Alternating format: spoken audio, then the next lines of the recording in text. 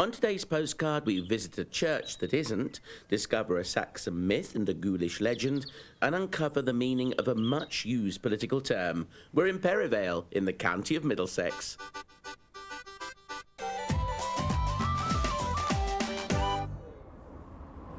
One of our three little Middlesex parishes is Perivale, and this particular church really does take me back to the start of my postcard collection, because there's pictures of Perivale Church covered in snow, and then miraculously there's pictures of Perivale Church exactly the same shot without snow, and I have a feeling they painted the white on.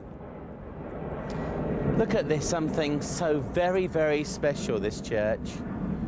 The wooden slats, the whitewashed building, and something you don't often see in any churches in this country, very European there, the gravestone to a darling husband and papa, Enrico Fusari, because on the continent they have pictures of their loved ones as they wish to be remembered, as they remember them how they used to be, rather than when they died. Oh, this is so quaint. Oh, look, the postcards with the snow on. I was telling you about them outside. They're the more updated version. I've got one that probably was Edwardian or late Victorian. St Mary's the Virgin had been in regular service for 800 years, but in 1972 it closed its doors. After 4 years of vandalism, it was rescued by a local group and is now a thriving arts and music centre. Whilst in active service, the graveyard at St Mary's was very well known, even outside the parish. I went in search of Pat Connolly to discover why. John and Rose Emma Boozy, so they must have lived in this area too. Yeah, not necessarily. You see, this was very fashionable during the 19th century, and the people used to love to come here to, to have their folk buried here. And it went on until, as you can see, the churchyard was very full up. It is, and, look, like a forest of crosses here. That's right, yes. And one of the parishioners took it upon himself to bring an action against the rector at that time and to stop all this. Although you will find one or two recent burials in the front there, but they are people who have, of course, had the land booked for some time. Oh, right. But then that is the thing. So they stopped any old But Tom, yes, Dick you or can't. Harry You see, you couldn't go on doing that. But it was just a fashionable thing for people in London to come and be buried here. Into the country air. Into the country. It was very countrified then, you see. Yes. Did you know that the Grand Union Canal, stretching from Birmingham to London, runs through Perivale? This is the Paddington arm of the canal, running from Paddington to Southall. Let's talk to Chris Stanley to find out more.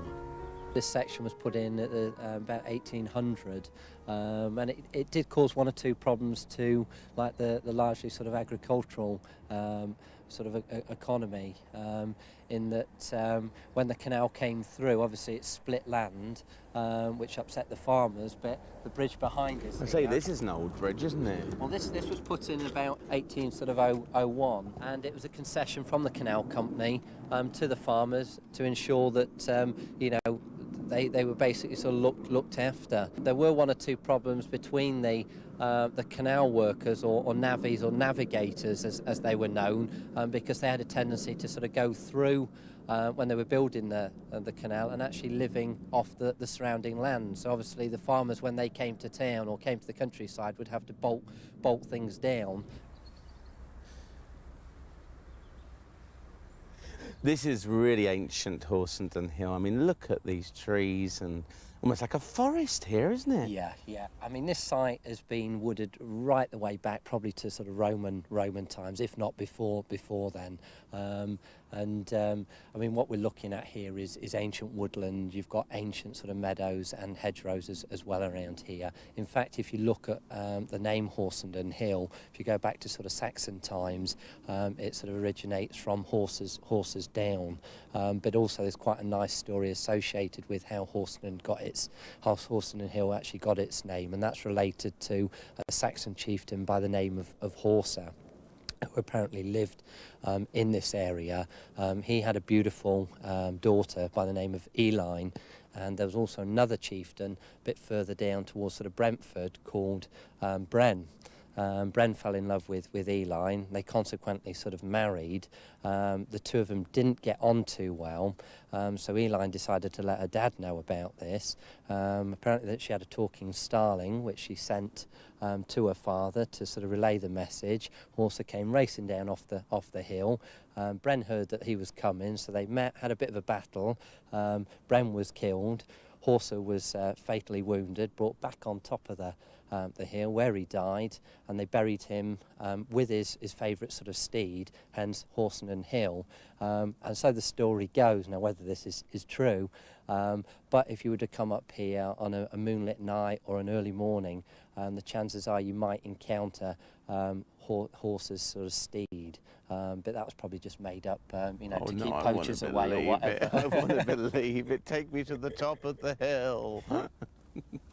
Going back to the story about Horsa, he was married, and apparently, so the story goes, his wife tended to play an awful lot or disappear just as it was getting dark and play with the fairies or the elfin folk down towards what is now known as Perivale, and it was called Fairy Vale, and then hence Perivale. The green fields of Perivale, hay is still the main crop here, and the Grand Union Canal was used to transport Perivale hay to London stables, and manure was sent back for fertiliser. But that's why it looks so green. I'm sure I can see Coston's Lane down there as well. So let's have your version of old Simon Coston. Right. Well, apparently there was a mill with a miller, and one night he was going out to the pub. On his way back, he sort of abused like the old lady, or called all sorts of names, and she was supposedly a witch. She put a curse on him, which said within the year he would be either drowned in the Brent or he'd be crushed between the millstones. And sure enough, within the year he disappeared. The old lady went to find him, and there he was, crushed between the millstones. However, she tripped and fell, and within a few days she died also, so the mill was left derelict for several years until an old miser moved into the mill. He again disappeared despite the warnings of the villagers, and there was only one man brave enough to actually sort of go and look for him, and that was Simon Costins. When he got into the mill, he let out a cry. His colleagues raced away. When they'd been to the local pub, had a drink, they came back armed with pitchforks and tripped over the body of the old miser, but there was no sign of Simon Costins until about 30 years later, when a gentleman turned up who had quite a bit of money and actually built a nice manor house in the Greenford area, and many people thought that was Simon Costins. And the story goes that when he actually went into the old mill, he found the miser dead, threw out the body, took his money, went to Flanders, made his fortune, and then came back, established a house, and Costins Lane was the actual sort of drive up to his house and that.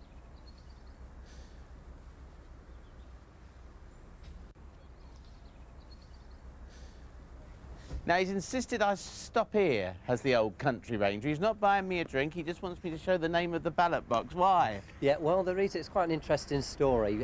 We looked at the canal earlier on, and obviously people on the canal were constantly moving up and down the country, and they needed a place to vote. The ballot box was that place. It was about 3/4 of a mile away. People from the canal, when there's an election on, would make their way up here, and they would actually be able to vote here at the ballot box pub. Hence, we get the term floating voter. Floating voters, that's where it comes from. It's not that they can't make up their mind, they're actually on the canal. They're on the canal. And but the original ballot box wasn't here, surely? No, the original ballot box was just a little bit further up the hill. Unfortunately, that's disappeared. That disappeared just at the end of the Second World War, and this has replaced it. Well, you know, I wish they could afford a roof. I thought I was sheltering from the rain underneath the roof. Take a look at the roof. There ain't one there!